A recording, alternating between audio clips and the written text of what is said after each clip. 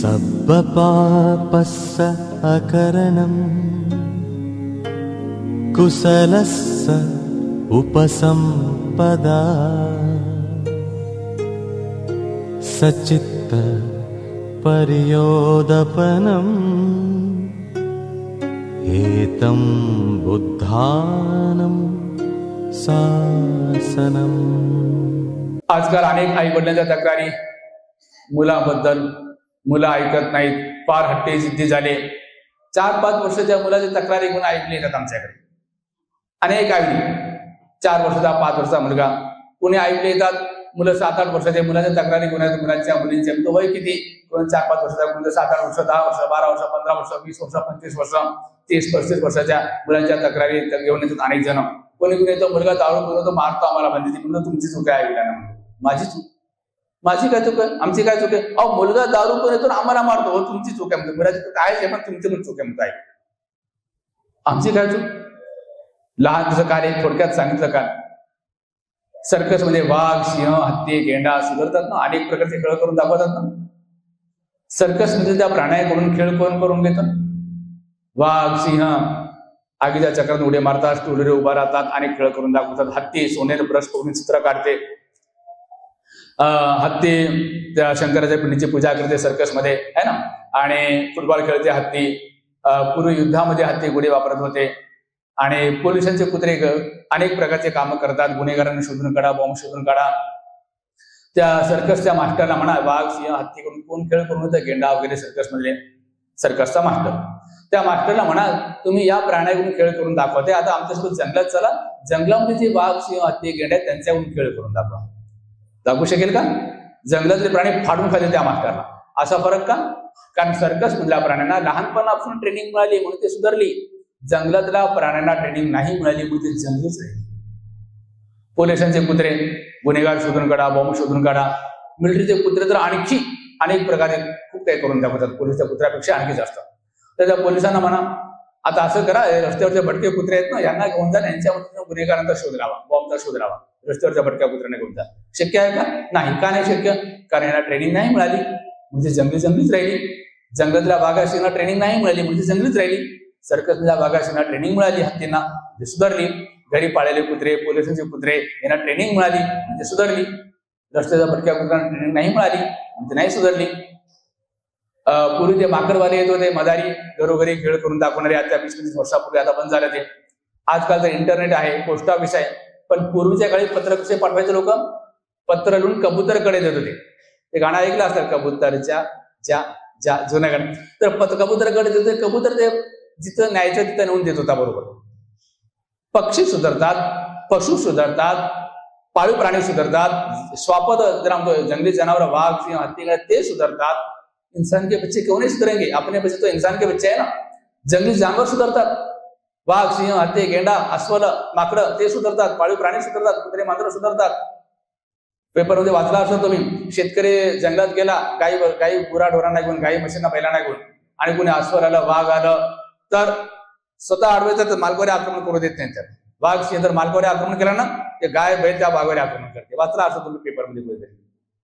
जनावर सुधारतात लहानपणापासून ट्रेनिंग देऊन, तर इंसान के बच्चे क्यों नहीं सुधरेंगे?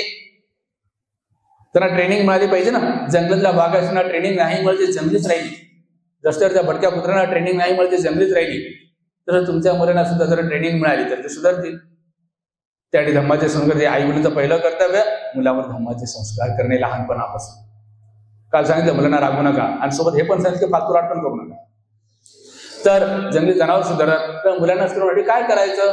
आई वडील विचारतात तर 5 गोष्टी, ज्या आई वडिलांची इच्छा आहे की आमचे मुलं मुली चांगले व्हावे, सद्गुणांनी संपन्न व्हावे, तर 5 95% 90 ते 95% गॅरंटी मुलं बिघडणार नाही। पण ते 5 पहिलं आहे, मुलांवर लहानपणापासून धम्माचे संस्कार। जंगलातल्या सर्कसच्या भागात सेना घरी पाळत्या पाळीव प्राण्यांना लहानपणापासून ट्रेनिंग, लहानपणापासून धम्माचे संस्कार मुलावर। पण मुलावर धम्माचे संस्कार करण्यासाठी पहिले आई वडिलांनी धम्म शिकलं पाहिजे। आई वडिलांचं काही येत नाही तर मुलांना काय शिकवणार? आणि समजा आई वडिलांनी 1% धम्म शिकला तर मुलांना तुम्ही 2% शिकू शकणार नाही, कारण तुम्हाला 2% येत नाही। समजा तुम्ही 5% शिकले, मुलांना 6% शिकू शकणार नाही, कारण तुम्हाला 6% येत, तुम्ही 5%वर अडकलात। तर पहिलं कर्तव्य आई वडिलांचं मुलांवर लहानपणापासून धम्माचे संस्कार करणे. धम्म म्हणजे अष्टांगिक मार्ग, बुद्धाची शिकवण, पण जातीचे काही संबंध नाही. धम्म म्हणजे बुद्धाची शिकवण, अष्टांगिक मार्ग. पहिलं कर्तव्य आई वडिलांचं लहानपणापासून धम्माचे संस्कार केले तर मुलं बिघडणार नाहीत. आणि जरी बिघडण्याची शक्यता 0.1 समजा, नाही बिघडणार. आणि धम्माचे संस्कार जर नाही केले तर मुलं बिघडण्याची शक्यता नाकारता येत नाही. काल सांगितलं ना, 10-12 वर्षापूर्वी तंबाखू, खर्रा, गुटखा, बिडी, सिगरेट सेवन करत आहेत. हायस्कूलचे मुलं मुली गांजा सेवन करत आहेत. काल सांगितलं, कॉलेजचे मुलं मुली रेव पार्टीत जातात, नशा करतात, काय काय प्रकार करत आहेत. का बिघडत आहेत? मुलं धम्माचे संस्कार नाही. तर लहानपणापासून धम्माचे संस्कार पहिलं कर्तव्य. संस्कार जर नाही केले तर मुलं बिघडण्याची शक्यता नाकारता येत नाही. एकदा का मुलं बिघडली, त्यांची जिंदगी तर बर्बाद. बिघडलेली मुलं सुधरू शकतात पण फार अवघड आहे. मुलं बिघडली, त्यांचं वाईट, आई वडिलांची बदनामी. कोणाचे मुले आहेत? आमच्याचे मुले आहेत, आई वडिलांची बदनामी. आणि बिघडलेली मुलं म्हातारपणी काय सेवा करतील? समाजाची, देशाची काय सेवा करतील? जे काही करतील समाज विघातक, देश विघातक कृत्य करतील. आणि धम्माचे संस्कार केले तर ते जिंदगीवर सुरक्षित राहतील. म्हातारपणी तुमची खूप सेवा करतील, समाजाची, देशाची खूप सेवा करतील. समाज म्हणजे हिंदू समाज, बौद्ध समाज, जैन समाज नाही, मानव समाज. जेव्हा माझ्या मुखातून जेव्हा कधी समाज सुद्धा निघेल ना, चुकून सुद्धा समजायचं नाही की हा बौद्ध समाजावर बोलत आहे का, ह्या समाजाबद्दल करतात. मानव समाज, समाजाची खूप, देशाची खूप सेवा करतील. पहिलं कर्तव्य धम्माचे संस्कार. दुसरं कर्तव्य डिसिप्लिन. प्रत्येका कामात डिसिप्लिन, डिसिप्लिन, डिसिप्लिन. प्रत्येका कामात हे आहे दुसरं कर्तव्य. लहानपणापासून प्रत्येक कामात डिसिप्लिन. जेवण करताना एक शीत खाली सांडलं नाही पाहिजे. ताटामध्ये अन्न वाया घालवायचं नाही. सकाळी लवकर उठायचं, 4 वाजता. शाळा, कॉलेज, ऑफिस असो अथवा नसो, ऑफिसला, शाळा, कॉलेज जायचे, लवकर उठणार. ज्या दिवशी सुट्टे 7, 8, 9 पर्यंत झोपा करणार. फेल कोण नाही. सकाळी 4ला उठायचं म्हणजे उठायचं. प्रत्येक कामात डिसिप्लिन. जेवण करताना सरळ बसून जेवण करायचं. आणि प्रत्येक कामात डिसिप्लिन. प्रत्येक कामात आले चपल्या दारात सोडायचं नाही, शू स्टँड मध्ये सोडायचं, एका बाजूला एका कोपऱ्यात सोडा. प्रत्येक कामात डिसिप्लिन, डिसिप्लिन, डिसिप्लिन. बरं, सरळ बसायचं, असं बसायचं नाही, असं बसायचं नाही, असं बसायचं नाही, पाय इकडे तिकडे सरळ बसायचं. मी नागपूरला ज्या वेळात राहतो, नागपूरला रमाबाई नगरच्या वेळात 4 वर्ष राहिलो आणि गंगावेघाटच्या वेळात 10 वर्ष. 10 वर्ष गंगावेघाटच्या वेळात, धम्मिक बुद्धविहार गंगावेघाट चौक 10 वर्ष. रमाबाई नगरच्या वेळात धम्मचेतना बुद्ध रमाबाई नगर 4 वर्ष. त्या लोकांना विचाराय 14 वर्षात 14.5 वर्ष आहे. एकदा तरी मला असं बसलं बघितला का, असं बसलं बघितला का, असं बसलं बघितला का, टेकून बघितलं, विचार. 14.5 वर्षामध्ये एकदा तरी मला असं बसलं बघितलं का, विचार. तुम्ही स्वतः त्या लोकांना विचारा. सरळ बसायला शिकलं माझ्या आईनं मला. प्रत्येक कामात डिसिप्लिन, डिसिप्लिन, डिसिप्लिन. मला जर सगळ्या कुठं ऑफिसला जायचं नाही, सकाळी 3:30-4ला उठतो. 3:30-4:30 मध्ये सकाळी उठायच्या वेळ. ज्या दिवशी तब्येत बरी नसेल किंवा आदल्या दिवशी खूप धावपळ झालं, खूप थकवा आला तर थोडा उशिरा म्हणजे किती 5. अरे बापरे, 5 वाजले, इतका उशीर असं वाटतं मला. 5 वाजता उठून इतका उशीर वाटतो. त्या दिवशी तब्येत बरी नाही, आजारी वगैरे असतात 5, 3:30-4ला उठायचं. प्रत्येक कामात डिसिप्लिन, डिसिप्लिन, डिसिप्लिन. प्रत्येक कामात छोट्या छोट्या गोष्टींमध्ये डिसिप्लिन. दुसरं कर्तव्य आई वडील. पण त्यासाठी मुलांना डिसिप्लिनसाठी आई वडिलांमध्ये शिस्त असणं आवश्यक आहे. डिसिप्लिन आई वडिलांमध्ये शिस्त नाही. घरात भांडणं, आदळआपड करणं, शिव्या देणं, अपशब्द बोलणं, दारू पिणं आणि अनावश्यक फालतूगिरी करणं. आई वडिलांना डिसिप्लिन तर मुलांमध्ये कुठे डिसिप्लिन आहे? आई वडिलांमध्ये डिसिप्लिन. दुसरं कर्तव्य. तिसरं कर्तव्य मुलांचं किती लाड करावं हे माहित असलं पाहिजे. अनावश्यक फालतू लाड करायचे नाही. काल सांगितलं, अनावश्यक लाड म्हणजे तासन तास मुलांचा मोबाईल देतात आई वडील. डांटना चाहिए मम्मी पापा, बच्चों को नहीं डांटे का.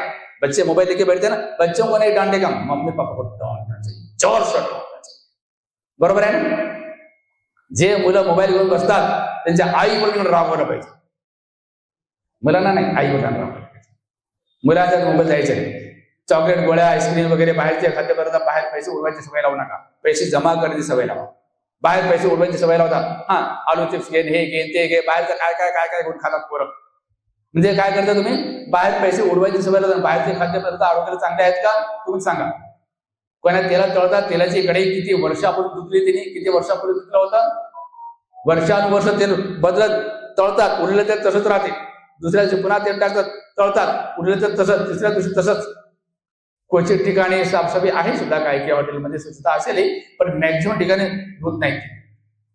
साखरेच्या पाकाची कढई, जिलेबी, गुलाबजामुन आता हॉटेलमधून किती वर्षापूर्वी धुतलं होतं ते कढई साखरेच्या पाकाचं. काही काही ठिकाणी स्वच्छता असेल, पण मॅक्झिमम ठिकाणी साफ करणे वर्षानुवर्ष किती स्वच्छता आहे. ते बाहेरचे पदार्थ खाता खाऊ घालता, बाहेर पैसे उडवायचे म्हणजे एकदा आरोग्याला घातक आहे आणि बाहेर पैसे उडवायची सवय लागली. आज तर चांगली गोळ्या एवढंच उडवणार आणि थोडा मोठे झाल्यानंतर बिडी, सिगरेट, तंबाखू, गांजा, चरस, आणखी म्हटलं की दारू, बाहेर पैसे उडवायची सवय लावलात तुम्ही. आता मोठं झालं पगारामध्ये नाही फक्त भ्रष्टाचार करा. इथपर्यंत बाहेर पैसे उडवणं त्याचे दूरपर्यंत विचार करा तुम्ही. आगे के सोच काय भविष्यात दुष्परिणाम होते. पैसे जमा करायची सवय लावा आणि मुलांना रागवायचं नाही. रागवल्याने मुलं सुधरते, बिघडतात. तितकंच असतं रागवणं, तितकं असतं बिघडतात. वर्तमानपत्र वाचता का तुम्ही? आई वडील रागवून पळून गेली, आत्महत्या केली, छोट्या छोट्या गोष्टीमुळे आत्महत्या, छोट्या छोट्या गोष्टीमुळे आत्महत्या. त्यामुळे रागवता नाही तर मुलांशी मित्र म्हणा. जर मुलांना विचारलं, आज आले नाही ते छोटे बच्चे काल होते ना, त्यांना जर विचारलं, 5 वर्षाचे मुलं असो का 8 वर्षाचे, 10 वर्षाचे, 12 वर्षाचे, त्या छोट्या मुलांनी जर विचारलं तुझ्या बेस्ट फ्रेंडचं नाव सांग, तर त्या मुला मुलीने म्हणायला पाहिजे माय पॅरेंट्स आर माय बेस्ट फ्रेंड, असं म्हणायला पाहिजे. त्याने माझे आई वडील माझे बेस्ट फ्रेंड, हे उत्तर आलं पाहिजे त्याच्याकडून. मुलाशी मित्राप्रमाणे वागा, बेस्ट फ्रेंड प्रमाणे वागा आपल्या मुलांशी, मुला मुलींची आई वडील लहानपणापासून. रागवायचं नाही, मित्राप्रमाणे वागा. अनावश्यक लाड करायचं नाही, रागवायचं पण नाही. धम्माचे संस्कार करा, रागवायची गरज पडणार नाही. अनावश्यक फालतू लाड करणं बंद करा. टीव्ही, कार्टून, बाहेर पैसे उडवणं, त्या वाईट गोष्टीपासून दूर ठेवा आणि धम्माचे संस्कार करा, रागवायची गरज पडणार नाही. मुलांच्या मित्राप्रमाणे वागा. तिसरं, आणि मुलांना बांधून ठेवायचं नाही. अनेक आई वडील मुलांना बांधून ठेवतात, रस्सीनं नाही, टाइम टेबल, बिझी शेड्यूल. सकाळी 6 वाजल्यापासून संध्याकाळी 8-9 वाजेपर्यंत शाळा, कॉलेज, ट्युशन क्लासेस, शाळा, कॉलेज, ट्युशन क्लास. खेळायचं कधी? तर बालपण हिरावून घेत आहे. खेळायचं कधी? खेळण्यासाठी मुलांना रोजचे 3 तास मिळाला पाहिजे. अंगातून घाम निघाला पाहिजे रोज मुलांच्या. मुलं असो का मुली असो, घाम निघाला पाहिजे. हिवाळ्यामध्ये सुद्धा घाम निघाला पाहिजे. मैदानी खेळ रोजचे 3 तास मुलांना खेळायला वेळ मिळाला पाहिजे. मिळालाच पाहिजे 3 तास. 3 तास शक्य नाही वाटतं तर 2 तास तरी मिळाला पाहिजे. 1 तास तर मिळालाच पाहिजे, मिळालंच पाहिजे. शिक्षण आवश्यक आहे. कम्प्युटर क्लास, हे क्लास, ते क्लास, ते क्लास, ते क्लास, ते सगळं आवश्यक, पण हे पण आवश्यक आहे. शारीरिक श्रम आवश्यक आहे. खेळ, मैदानी खेळ, मोबाईल गेम नाही, व्हिडिओ गेम नाही, मैदानी खेळ 1 तास तर पाहिजेच पाहिजे. घाम निघाला पाहिजे अंगावर. मुलांना खेळायला वेळ द्या. शाळा, कॉलेज, ट्युशन क्लास बांधून ठेवा नका. आणि ट्युशन क्लास, कोचिंग क्लास, शाळेचे टीचर, कॉलेजचे टीचर जर कोचिंग क्लासच्या, ट्युशन क्लासच्या टीचरपेक्षा जास्त चांगल्या प्रकारे शिकवू लागले तर कोचिंगची, ट्युशनची गरजच लागणार नाही. सगळा भ्रष्टाचार झाला. शाळेचे टीचर, कोचिंग क्लासचे टीचरचे वेळी वेगळंच. पॅरेंट्सला फोन येतात कोचिंग क्लासच्या टीचरचे, आमच्या क्लासला मुलांना, आज त्यानंतर आम्ही नंबर दिलाच नाही तुम्हाला, तुमच्याकडे आमचा नंबर कुणाला? शाळेत आला आमचा. बरोबर आहे. अनेक ठिकाणी असं कोचिंग क्लासवाल्याकडे नंबर कुठे आले? पॅरेंट्सचे, मुलांच्या पॅरेंट्सचे, शाळेचे. तर मुलांना खेळायला वेळ मिळाला पाहिजे. तिसरं कर्तव्य, मुलांच्या मित्राप्रमाणे वागा, रागवू नका आणि बांधून ठेवू नका, म्हणजे खेळायला वेळ मिळाला पाहिजे. बेस्ट फ्रेंड बना. आणि चौथं कर्तव्य, शाळा, कॉलेजमध्ये शाळेचा पाठ्यक्रम शिकवतील. शाळेचे जे काही पाठ्यक्रम आहे, कॉलेजचे जे काही पाठ्यक्रम आहे ते शिकवतील, पण धम्म कोण शिकवणार? तर घरी आई वडिलांनी कमीत कमी, जसं माझ्यासमोर तुम्ही बसलात, आपल्या मुलामुलींना अर्धा तास तरी आपल्या समोर घेऊन बसा, कमीत कमी रोजचा. आणि त्याला धम्माचं मार्गदर्शन करायचं. तुम्हाला धम्म आला पाहिजे. आणि ओरिजिनल ग्रंथ, अनेक ग्रंथात खूप भेसळ आहे. गेल्या 20-25 वर्षामध्ये भारतामध्ये एवढे पुस्तके लिहिण्यात आली बुद्धाने बाबाचे नाव, फोटो सहित. त्यातल्या अनेक पुस्तकामध्ये कमी किंवा जास्त प्रमाणात भेसळ आहे. कॅमेऱ्यासमोर सांगायचे भेसळ आहे अनेक पुस्तकामध्ये. फोटो बुद्धाचा, बाबाचं नाव आणि फोटो त्या ग्रंथाच्या समोर आणि मागे. बुद्ध आणि त्यांचं धम्म रिटन बाय डॉक्टर आंबेडकर या ग्रंथामध्ये सुद्धा अनेक लोकांनी खूप भेसळ केले. मराठीमध्ये सुद्धा, हिंदीमध्ये सुद्धा अनेकांनी भेसळ केले. हिंदीतला बुद्ध आणि त्यांचं धम्म ओरिजिनल भेटणे तर अवघडच झाले. ते म्हणजे की आमच्या घरी आहे ग्रंथ हिंदीतला, आनंद कौशल्य अनुवादक लिहिलेले आहे. आणि तुम्हाला काय माहिती आनंद कौशल्याने केले? हिंदी भाषेमध्ये अनेक लोकांनी अनुवाद केला बुद्ध आणि त्यांचं धम्म बाबासाहेबांनी इंग्रजीमध्ये लिहिलं, त्याचा हिंदी भाषेत अनेक लोकांनी अनुवाद केला. जेवढ्या लोकांनी अनुवाद केलं ना हिंदी भाषेमध्ये, त्यातल्या अधिकांश लोकांनी अनुवादक आपलं नाव न देता आनंद कौशल यांचंच नाव दिले. बुद्ध आणि त्यांचा हिंदी भाषेतले 10 ग्रंथ समोर आहेत. सगळ्यांचे मुखपृष्ठ वेगवेगळे आहेत. सगळ्यांची भाषा शैली, लिखाण शैली, शब्द रचना, वाक्य रचना वेगवेगळे आहे. आणि प्रत्येका पुस्तकावर लिहिलेले बुद्ध आणि धम्म आहे. नाव तर तेच आहे, अनुवादक आनंद कौशल. सगळ्यांचे मुखपृष्ठ वेगळं, भाषा शैली वेगळं. आता खरोखर आनंद कौशलने अनुवाद केलं कसं ओळखणार तुम्ही? हे तर खोटं बोलणं आहे. स्वतः अनुवाद करणार आणि अनुवादक आनंद.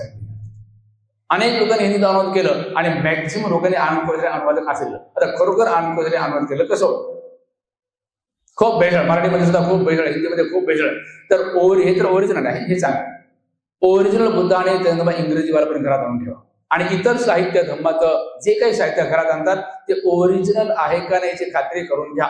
अनेक टीचर लोकांना विचारा, अनेक वरिष्ठ भिक्षूंना विचारा आणि ओरिजिनल साहित्य घरात आणा आणि अर्धा तास तरी मुलांना घेऊन बसा. रोजचं अर्धा तास ट्युशन क्लास, घरी आई मुलांनी मुलांना अर्धा तास तरी घेऊन बसला पाहिजे आणि त्यांना धम्माचे संस्कृत धम्म शिकवलं पाहिजे. शाळेचा पाठवून शाळा शिकवतात. आजच्या 100 वर्षानंतर तर भारतातल्या महापुरुषांची यादी केली, पहिलं नाव तर बुद्धच असेल.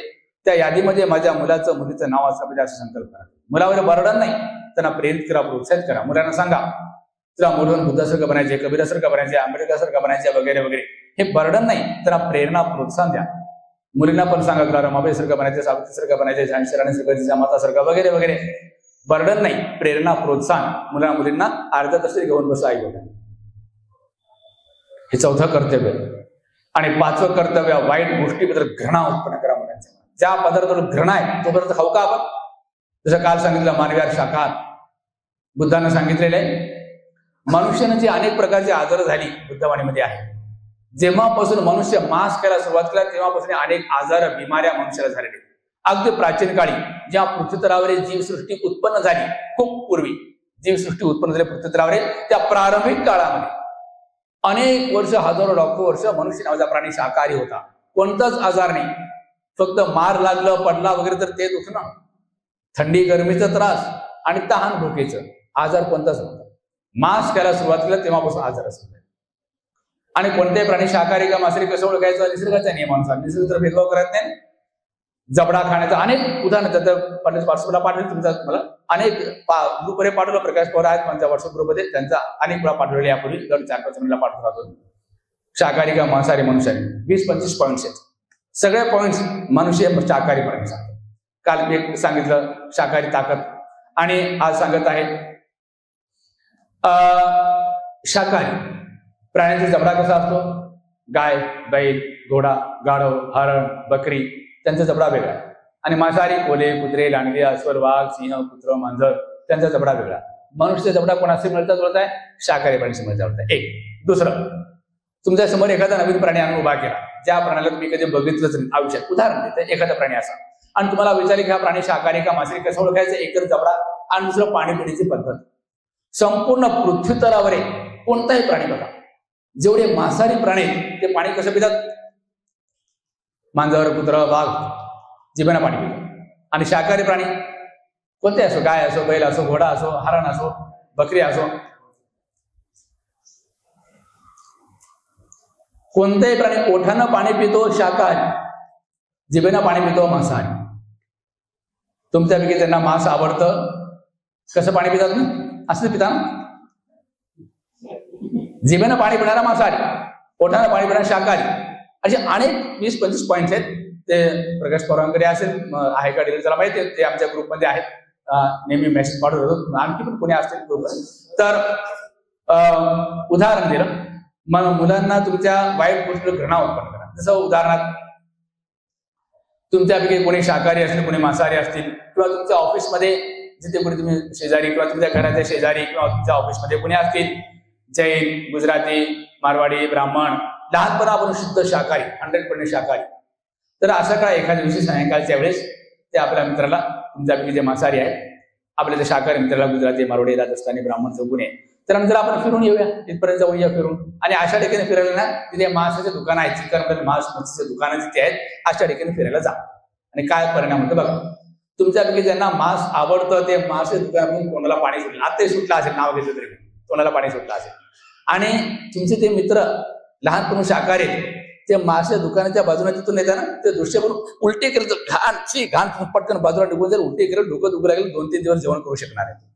का बरं? एकच दृश्य बघितलं आणि तुमच्या तोंडाला पाणी सुटते, तो उलटी करतोय घाण. असा फरक का? आई वडिलांनी शिकवण. तुमच्या आई वडिलांनी ज्यांना मांस आवडतं, लहानपणामध्ये शिकवले की चिकन, मटन, मच्छी छान छान छान, तोंडाला पाणी सुटते तुमच्या.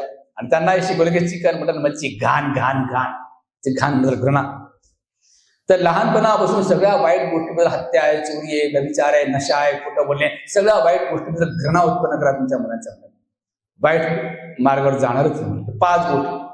पहिला जमाती संस्कार, दुसरा डिसिप्लिन, तिसरा मुलांशी मित्रापणे वागा, त्याला खेळायला वेळ मिळाला पाहिजे, रागवायचं नाही, आणि चौथं महापुरुषाचं शिक्षण त्यांना शाळेचा पाठ्यक्रम शिकवतात, महापुरुष शिकवण घरी शिकवा, आणि 5 वाईट गोष्टीबद्दल घृणा उत्पन्न करा. हे 5 मुलांवर संस्कार तर मुलं सुरू शकतात.